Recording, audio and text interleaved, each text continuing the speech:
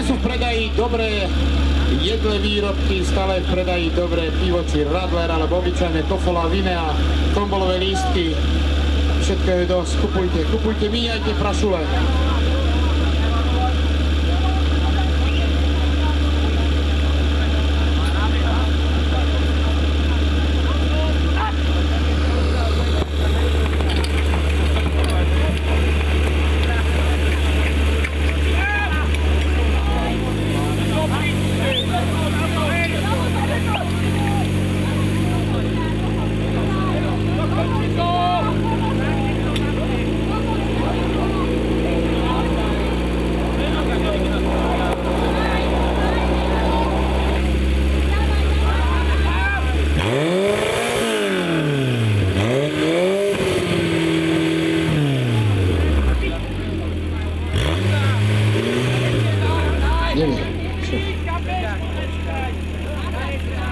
Trojník, čo si hovoril, že to je Avicii?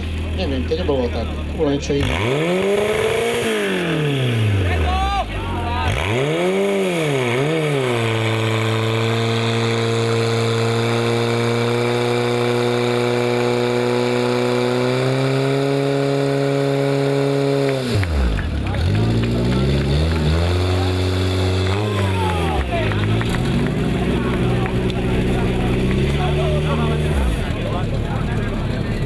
Keby som mal tep, tak môžem ten koberec aj vyšúrovať, vytepovať, ale tep nemám. Tak je dobre zaliatý, potom by bol čistý.